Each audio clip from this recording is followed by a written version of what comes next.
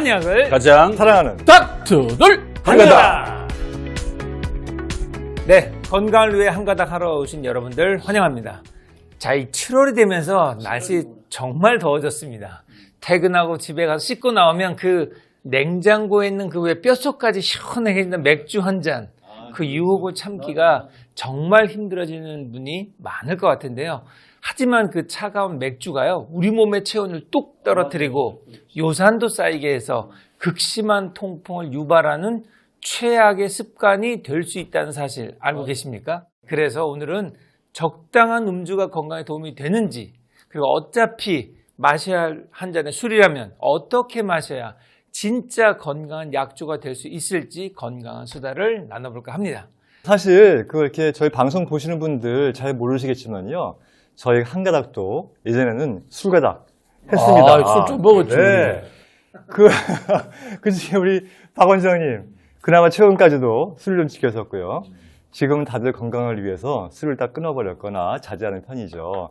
근데 저희가 오늘 이 주제를 가지고 말씀을 드리면요. 이 보신 분들은 아이고 보니 뭐 얼굴도 허물거니 그냥 책이나 오고 그냥 술 한 잔 못하는 것까지 보는 사람들이 무슨 이야기야 이렇게 말씀을 하실 수도 있겠지만 여러분 그렇지가 않습니다. 저희가 술을 몰라서 안 마시는 게 아니고요.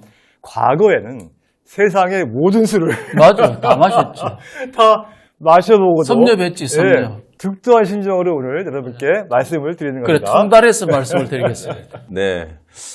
제가 참 큰형님 얘기를 자주 하는데 큰형님이 지금은 근엄하고 참 점잖게 보이지만은 저는 형님의 과거를 나는 여실히 기억하고 있다.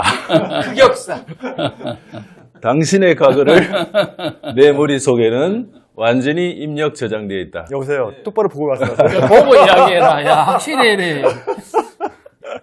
그런데 사자가 고기를 끊고 풀만 뜯어먹는 걸 상상할 수 있습니까? 비건 사자. 저는 형님을 보면 진짜 이 사람은 사자와 다르기 때문에 육식동물이 이렇게 극적인 초식동물화 될 수도 있구나. 저는 그걸 리얼하게 느낍니다, 형님. 그래, 맞아요.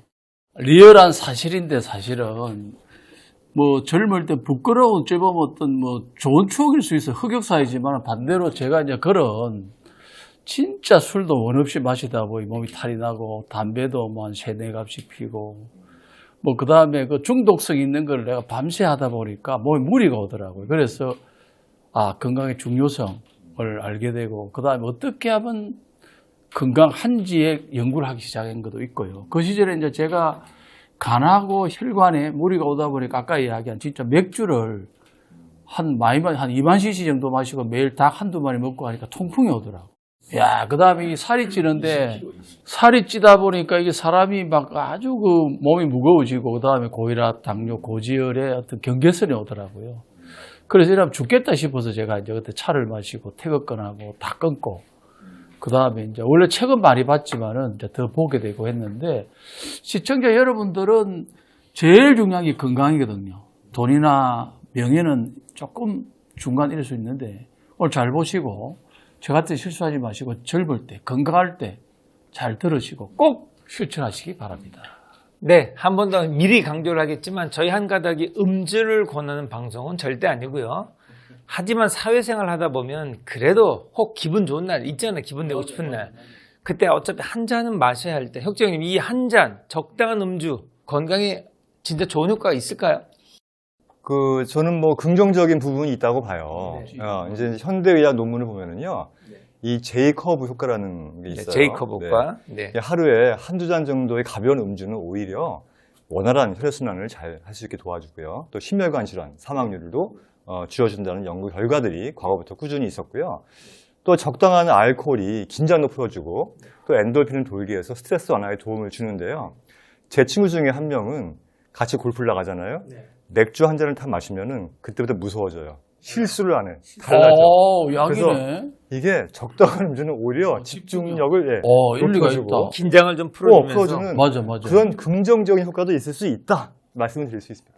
하지만 보건기구에서 왜 암 환자들은 다르게 얘기하잖아요. 그렇죠. 이제 이따가 제가 또 추가적으로 설명을 드릴 생각이긴 한데 스트레스 해소라는 측면 분명히 있긴 하지만 암 환자한테는 굉장히 불리한 부분들이 많다는 거 일단 좀 말씀드리고 싶어요. 그래, 이제 저도 그 공감하는 것이 늘 이야기하는 동의보감에 술에 관한 이야기가 제일 많이 나와요. 그 다음에 감초거든요. 그러니까 술은 약이 될 수 있는데, 왜냐하면 술은 백약지장이다는 말이 있어요. 즉, 어떤 가는 백약 중에 최고다는 약으로 쓰이기도 하고 우리가 많이 활용을 하는데, 술은 왜 그러냐면 성질이 따뜻하잖아요. 그러니까 모든 병이 차가워서 오니까 차가운 몸을 따뜻하게 해주고 또 기혈을 뚫어주는 역할을 해줍니다. 그러니까 행기활혈이라 그러죠. 효과가 제일 뛰어납니다. 그 다음에 이제 한약재의 약효를 같이 이렇게 한약하고 뭐 인삼이라든가 내지는 뭐 더덕이라든가 뭐 이렇게 하게 되면 온몸으로 빠르게 약효를 퍼지게 하는 인경약의 역할을 하거든요. 하지만 핵심은 바로 너무너무 잘 아셔야 되는 게 이제 술의 양과 어떤 술을 마시느냐가 굉장히 중요한데요. 남성 같은 경우는 저는 반드시 하루에 2잔 이하, 여성은 1잔 이하라는 엄격한 어찌 보면 선을 지킬 때, 그 다음에는 나이가 30이 넘어가는 사람들은요, 맥주 드시지 마세요. 특히 찬맥주는 독입니다. 제가 먹어보니까 시원한 맥주, 저는 그럽니다. 맥주도 따뜻하게 먹어라.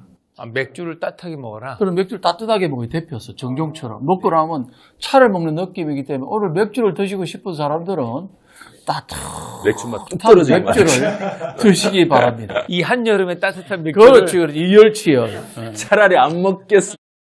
아니, 하루 남잔 한 잔, 2잔인데 잔의 크기가 또 있어야 되지 않겠습니까? 2잔은 아니잖아요. 아니고 보통 이제 소주잔입니다. 아, 소주잔. 소주잔으로 1잔, 2잔이고요. 그 다음에 이제 화학주 이런 거 드시지 말고 정류주라든가 내지는 어떤 이런 곡주를 드시기 바랍니다.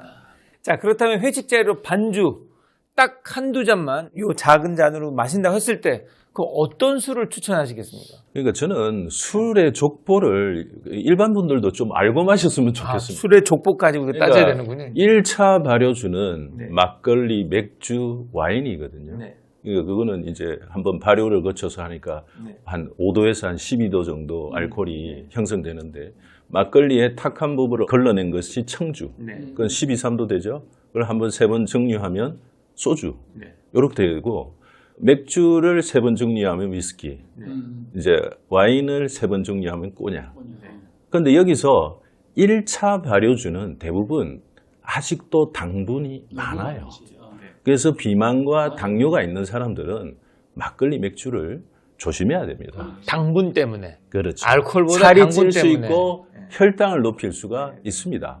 그렇다고 뭐 독주 40도 이상 증류주 이게 무조건 좋다는 게 아니라 그것들은 간에 또 상당히 무리를 줍니다.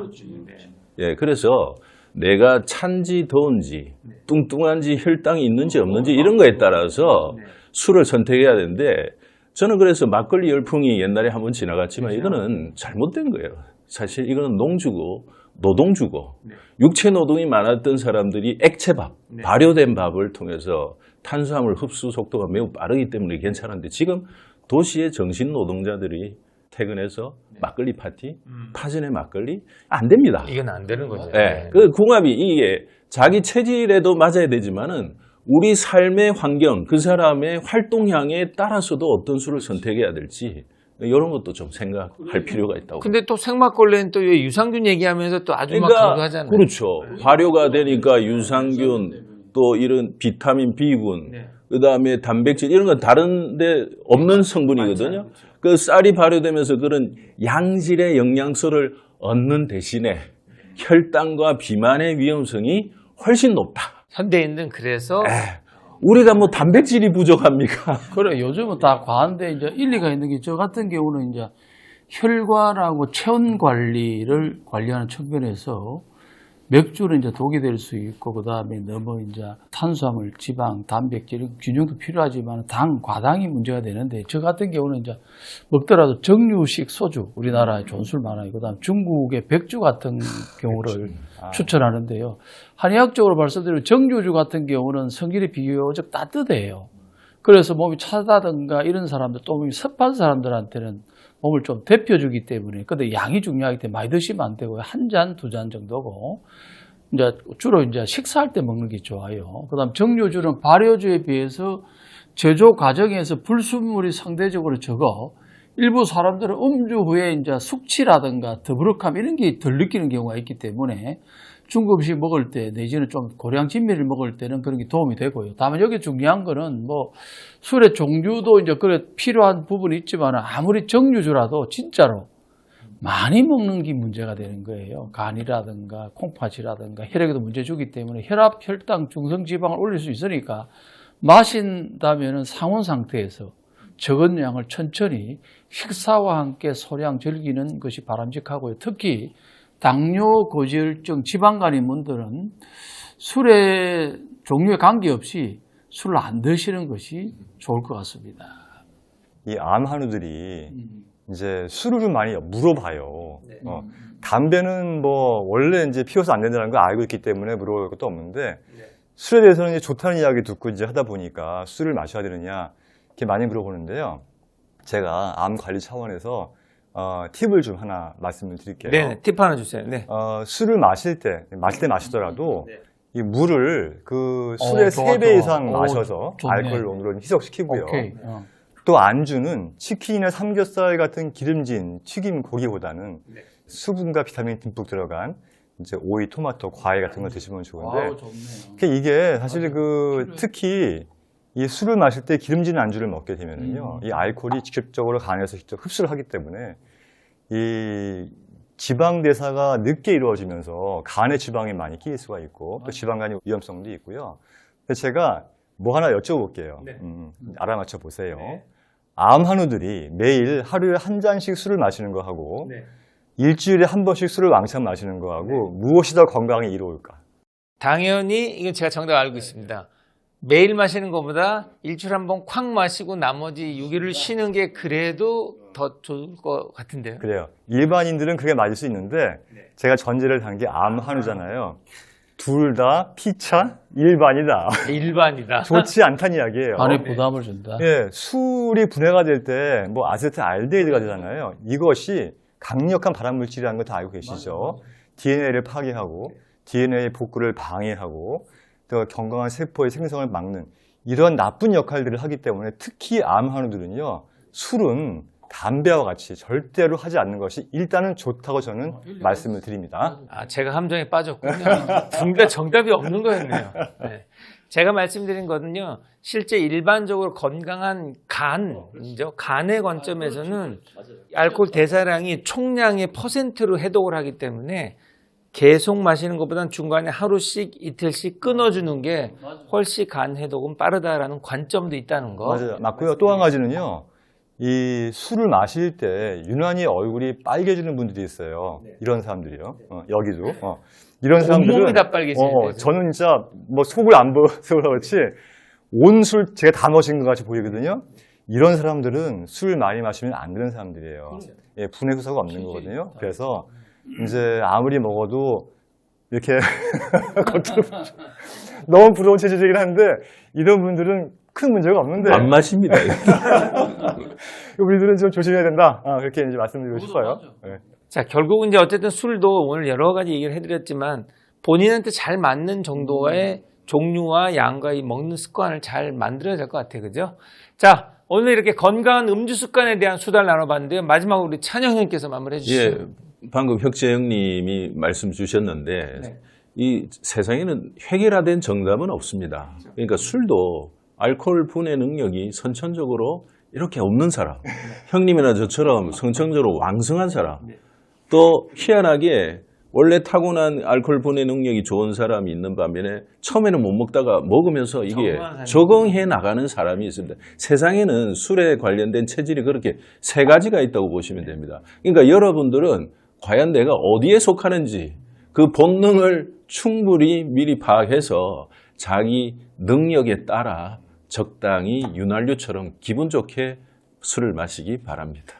네, 이렇게 오늘도 한가닥표 건강한 수다를 나눠봤는데요. 저희를 통해서 듣고 싶은 건강한 수다가 있다면 댓글로 남겨주시면 되겠습니다. 자, 여러분 모두 건강으로 한가닥합시다.